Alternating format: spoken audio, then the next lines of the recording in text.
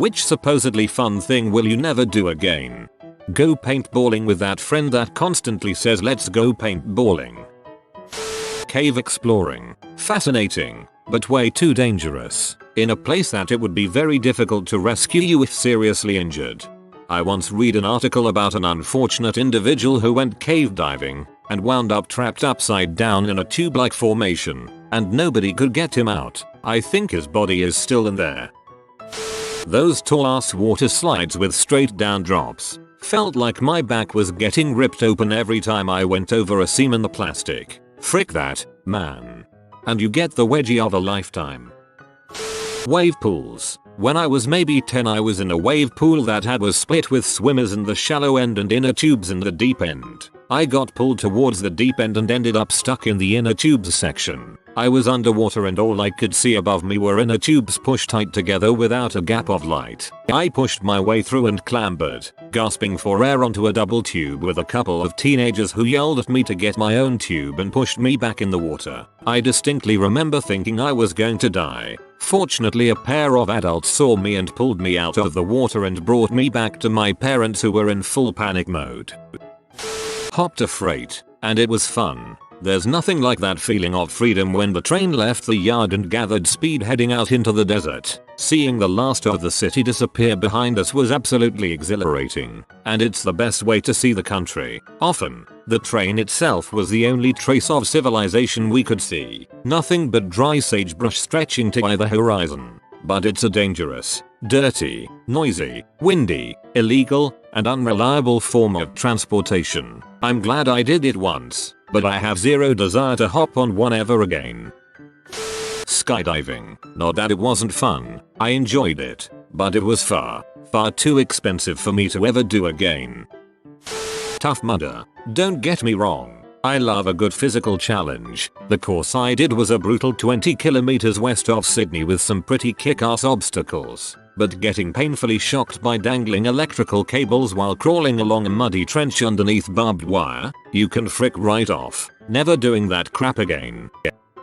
A night of heavy drinking in Tijuana. My friend danced with the wrong gal and got his jaw broke on the dance floor. I immediately showered the puncher guy with Pacifico beer. He had about 20 friends and I was very lucky to walk away only a little punched up. God, I was stupid at 19. One time we lost a friend over there in the chaos. He hunkered down with some nice street people who shared their crack with him. Picked him up at the border the next afternoon. You know, fun. Snorkeling in very deep and cold waters gave me a panic attack. I got stung by a Portuguese man-o'-war snorkeling off the coast of Mexico. I haven't even been in the ocean since. Frick that. There are no jellyfish in the resort's swimming pool.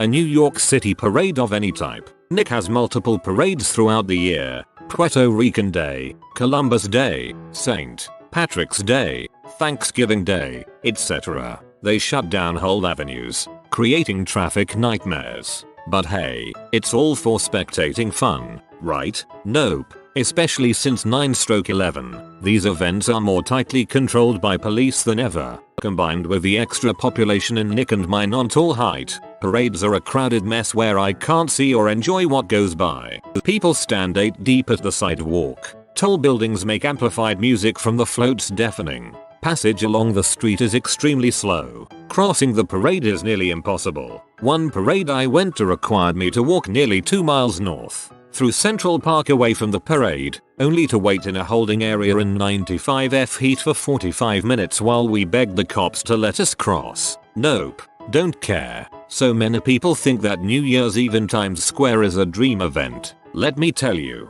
they put you in a barricaded area which fills up by mid-afternoon. Because of security, you can't walk around. You stay in that cage. You also can't bring your own backpack of drinks or anything else. If you leave, for example, to pee, you can't come back. You have to stand there, in often sub-freezing temps, for 9 or 10 hours, just so you can say you did it. It's an endurance sport, not an experience.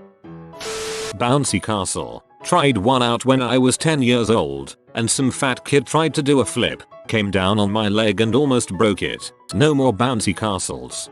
Rent one as an adult. They aren't all that expensive to rent depending on what you get, and if you get a bunch of half-drunk adults in it you can break your leg in a much more fun setting.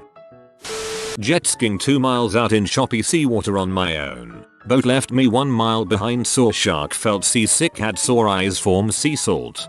I feel like jet skiing should be reserved for the lakes. No salt water and it's hard to get lost depending on size. Looking at you Great Lakes. Swim in the Dead Sea. So many microscopic cuts on my body. It felt like floating in hand sanitizer. Plus the area emitted a strong smell of sulfur. Kind of a been there, done that experience. My stepsister has eczema and no one thought of that when we went to Salt Lake City and went to swim in the lake. She made it a few steps in before she had to stop and leave and was crying in pain, it was burning so bad. Shower freaking. Unless you've got a giant shower with great water pressure, one of you is ending up cold and shivery, which isn't exactly conducive to great fricks. Oh, and water makes for terrible lubrication, so you can generally add discomfort to that, unless you add actual lube, which in turn will probably make that little glass box of a shower into a slippery death trap if any of it gets on the floor. Frick, man. I have a bed. We can bone down there. It's all good. By extension, oral activities in the shower, unless you like getting waterboarded, I guess. Whitewater rafting. I was stuck under the raft for like 7 seconds, which felt like an absolute lifetime. You can't push up on the raft. It's too heavy. That's a sensation that sticks with you long after you're done. Get down and dirty with strangers without a condom. Definite good call. Camp at Coachella. Holy misery. Just got back from a 4-day camping music festival. Came to the realization that in order to have fun your love for music must be greater than your need for comfortability.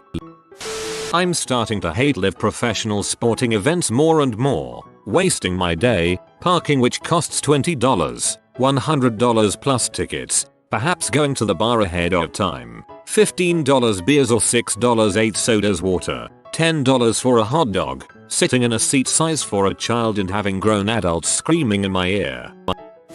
Water parks. I've read enough about brain-eating amoebas. You're more likely to die from a car accident on the way to the park than from a brain-eating amoeba. If you drive there safely, you're still more likely to die walking across the parking lot to the entrance of the park. As terrifying as it sounds, brain-eating amoebas are exceedingly rare. Mardi Gras in New Orleans. Dirty, full of drunks, criminals and other assorted sketchy characters. Keep your hand on your wallet at all times. If you're over the age of 30, don't bother. Don't forget to wear shoes that you plan on getting rid of afterwards.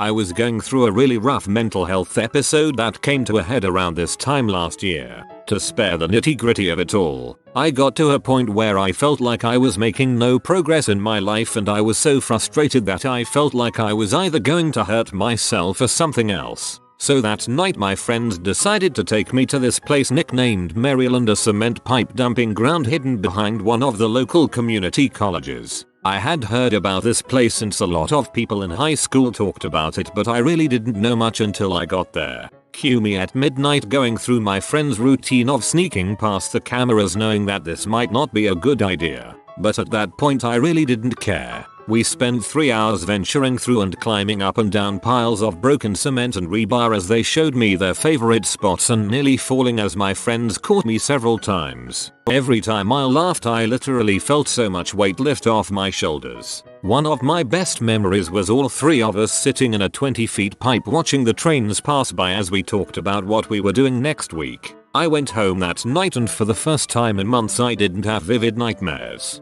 Now that I'm in a relatively sound state of mind, I would never do that again due to the fear of getting caught, since sick now. It's illegal. But that did help me discover my love for hiking, which is legal and a very good outlet to help me get out of my own head most days. The multi-day summer music festival. Get ready for sticky swamp weather. Maybe 5 bands out of the 40 that you actually want to see. Pre-industrial bathroom and hygiene standards. A lot of people who probably spend everything they have on these tickets, and that lack of critical thinking shows in their behavior. It's mostly just standing around. Going to the Kentucky Derby. Ropes course. I've always had a fear of heights, but wanted to challenge myself, and I figured as long as the harness was secure, I shouldn't get too scared. I ended up shaking uncontrollably like 10 minutes in, passing out, and then vomiting on the instructor upon awakening. It was one of the most humility NG experiences ever. Stand at the very front of the concert. Usually the EQ isn't very good up there. You're smushed in, no room to dance, and the list goes on. The only plus is you reach your hand out to touch a band member. Oh yeah, and I guess you can see, but who needs to do that? All about that middle area 10-20 people back now. Bar hopping. I used to join my friends bar hopping all the time, but it's just walking from bar to bar getting nearly the same drink and talking to the same people. I don't really drink and I do like to socialize with others, and I find there are a ton better places to have fun that don't require me, or there be a ton of pressure on me, to drink where I can meet cool new people. The Blob. We did it at a summer camp, and it gave me terrible whiplash. I also hit the water so hard I honestly thought I crapped myself. I had a sore neck for the remainder of the week. Everyone else made it look so fun though, but I would never even recommend someone trying this. Trampolining. Went to a trampoline warehouse, paid for an hour, bounced across 3 trampolines and broke my ankle. To make it worse, the workers didn't know how to get me off the trampolines. Well, we can't just make everyone stop jumping. Can you just sort of crawl off? Zip lines. Fun doing it once, but no need for a repeat performance. The club. Way too expensive. Too loud to talk to people. Crappy music. Blinding lights. The culture around it is sketchy. I hate dancing. Crappy music again. Usually rude bouncers, bartenders. Anxiety. I wanna go home. Doing or being around loud things without ear protection. I used to shoot guns or go to concerts or drive with my windows down on the highway as a teenager. I thought standing more feet away from a speaker was badass. Now as an adult I work in a bottling plant. It's freaking loud. I always wear my earplugs and sometimes double up with earmuffs depending on the area of the plant. I had no idea how much damage I was doing to my hearing. I still go to concerts but with my earplugs. Now I can afford to drive a car with working AC so I never have to drive with the windows down. Any drugs harder than weed? I used to do various drugs very rarely, but I did some mushrooms while camping this summer and felt completely overwhelmed by them. Did MDMA at a bachelor party later and felt like I lost my goddamn mind for a bit there. TBH. Even weed just makes me feel dumb and paranoid now. I think those days are over for me. It's just not fun anymore. I've had maybe 1 or 2 experiences with weed where I could actually say I enjoyed it. I usually just end up falling asleep. If people like it then good for them, but it just doesn't work for me. Never really been tempted to try anything harder. Would maybe like to try a hallucinogen at some point in my life, but I'm in no hurry. Orgy. The random hands and moist body parts didn't do it for me. All too distracting. I'd still be an observer though.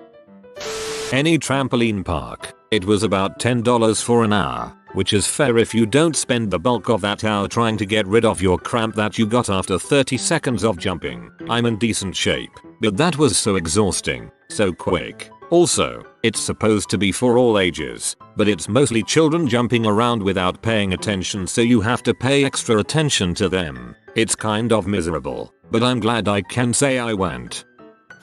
Cruise ship. Absolutely hated it. Massage. I just found it really stressful. I didn't like having a complete stranger touch me. Try a water massage sometime. No people, just weird jets behind a plastic tarp. My ex-wife. A recreational dose of amphetamines. The come down just isn't worth it. Go to an amusement park on mushrooms. It seems like fun riding coasters tripping. The reality is that you're just standing in line in the hot sun wondering if everyone else can tell you're tripping. Nicotine and alcohol. I'm about 1 week nicotine free and 1 month alcohol free. You have been visited by the hamster of joy. Comment I like chicken to live a happy and full of joy like the joy hamster life. If you are new to the channel, you can subscribe. I publish new videos every day. Until then, check another video, or don't. Either way, have a great day you magnificent people.